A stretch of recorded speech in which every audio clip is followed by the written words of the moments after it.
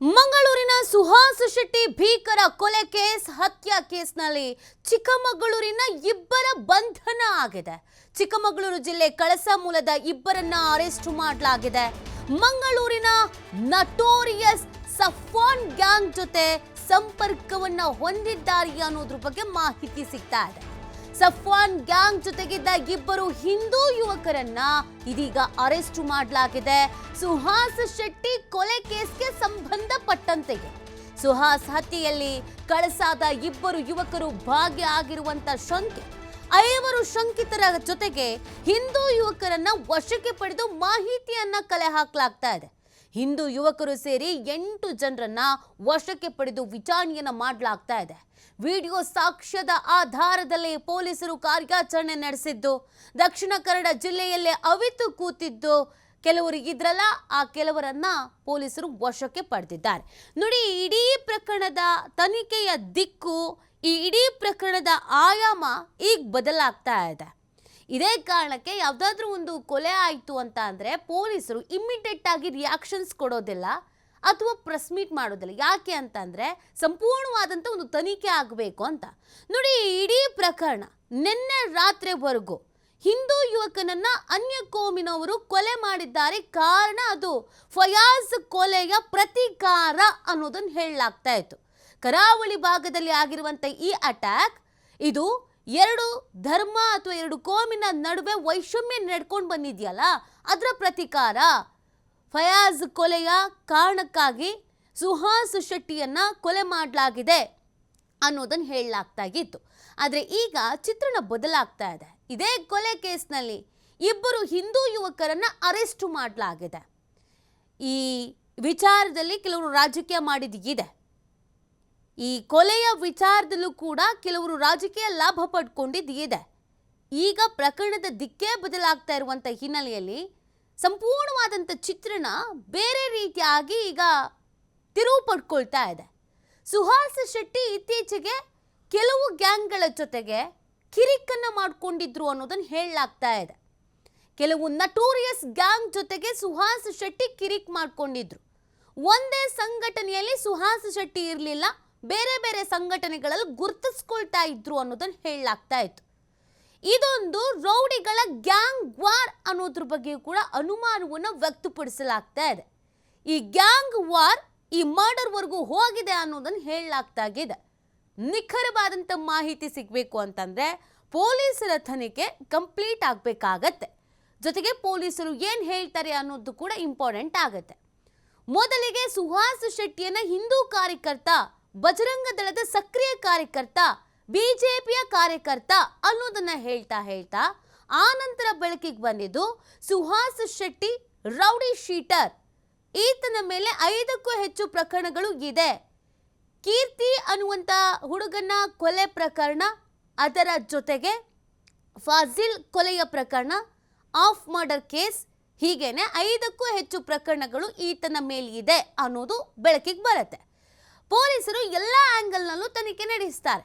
ಯಾಕಂದರೆ ಸುಹಾಸ್ ಶೆಟ್ಟಿಗೆ ಇತ್ತೀಚೆಗೆ ಕೆಲವು ನಟೋರಿಯಸ್ ಗ್ಯಾಂಗ್ಗಳ ಜೊತೆಗೆ ಕಿರಿಕಾಗಿತ್ತು ಅನ್ನೋದನ್ನು ಕೂಡ ಹೇಳಲಾಗ್ತಾ ಇದೆ.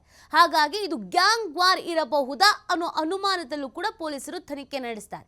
ಸದ್ಯದ ಬಿಗ್ ಅಪ್ಡೇಟ್ ಏನು ಅಂತ ಅಂದರೆ ಸುಹಾಸ್ ಶೆಟ್ಟಿ ಕೊಲೆ ಪ್ರಕರಣದಲ್ಲಿ ಇಬ್ಬರು ಹಿಂದೂ ಯುವಕರನ್ನ ವಶಕ್ಕೆ ಪಡೆದು ತನಿಖೆಯನ್ನು ಮಾಡಲಾಗ್ತಾ ಇದೆ ಅಂತ.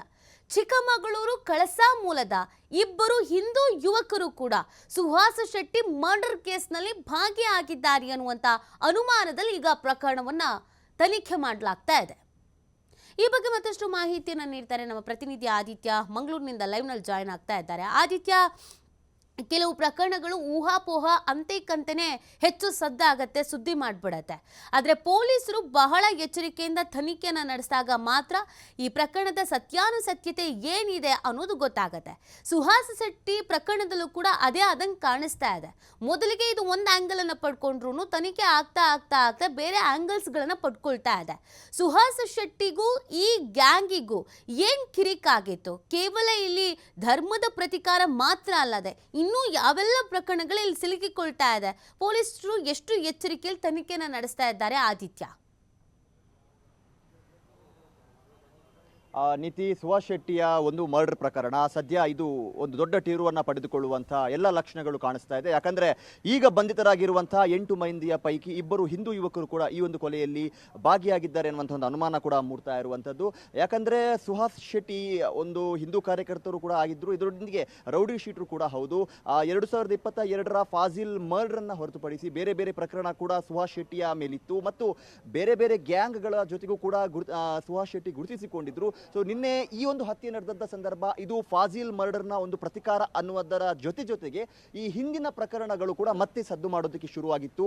ಎಲ್ಲೋ ಒಂದು ಕಡೆ ವೈಯಕ್ತಿಕ ದ್ವೇಷ ಏನಾದರೂ ಇತ್ತಾ ಅಥವಾ ಇದೊಂದು ಗ್ಯಾಂಗ್ ವಾರ? ಯಾಕಂದ್ರೆ ಹಿಂದೂ ಕಾರ್ಯಕರ್ತ ಅಂತ ಸುಹಾಸ್ ಶೆಟ್ಟಿ ಆಗಿದ್ರು ಕೂಡ ಹಿಂದೂ ಸಂಘಟನೆಗಳಿಂದ ಬಹಳ ಅಂತರವನ್ನ ಕಾಯ್ದುಕೊಂಡಿದ್ರು. ಪ್ರಮುಖವಾಗಿ ಪರ್ಟಿಕ್ಯುಲರ್ ಆಗಿ ಯಾವುದೇ ಹಿಂದೂ ಸಂಘಟನೆಗಳಲ್ಲೂ ಕೂಡ ಆತ ಈ ಸದ್ಯ ಗುರುತಿಸಿಕೊಂಡಿರಲಿಲ್ಲ. ಹಾಗಾಗಿ ಇದೊಂದು ಗ್ಯಾಂಗ್ ವಾರ್ ಕೂಡ ಆಗಿರಬಹುದು ಅನ್ನುವಂಥ ರೀತಿಯ ಅನುಮಾನಗಳು ಮೂಡ್ತಾ ಇತ್ತು.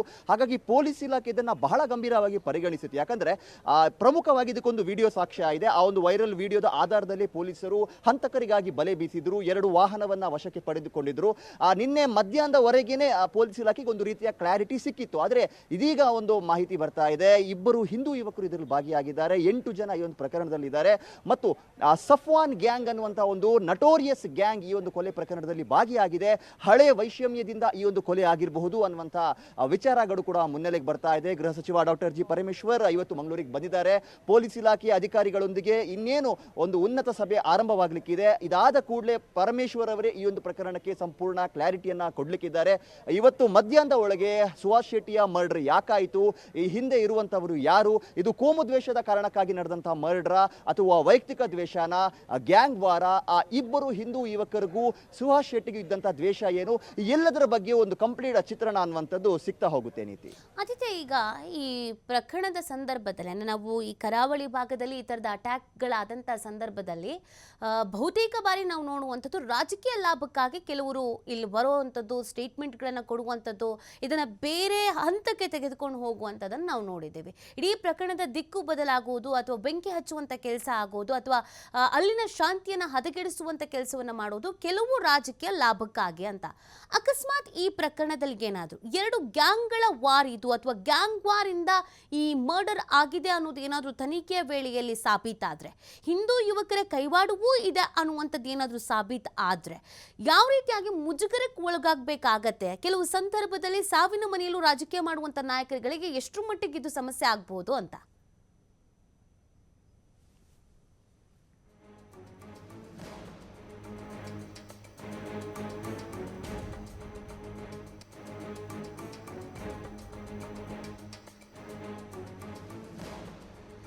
ಆದಿತ್ಯ, ನನ್ನ ಧ್ವನಿ ಕೇಳಿಸ್ತಾ ಇದ್ರೆ ಸಾಮಾನ್ಯವಾಗಿ ಇಂಥ ಪ್ರಕರಣಗಳು ತುಂಬಾ ಸೆನ್ಸಿಟಿವ್ ಪ್ರಕರಣ ಅಂತ ನಾವು ಕರಿತೀವಿ ಮತ್ತು ಸೆನ್ಸಿಟಿವ್ ಪ್ಲೇಸಲ್ಲಿ ಆಗುವಂಥ ಪ್ರಕರಣ ಆಗಿರೋದ್ರಿಂದ ಈ ರೀತಿಯಾದಂಥ ಕೆಲವು ವಿಚಾರಗಳು ಬೆಳಕಿಗೆ ಬಂದಾಗ ಕೆಲವರು ರಾಜಕೀಯ ಲಾಭವನ್ನು ಪಡ್ಕೊಳ್ಳೋದನ್ನು ನಾವು ನೋಡ್ತಾ ಇರ್ತೀವಿ.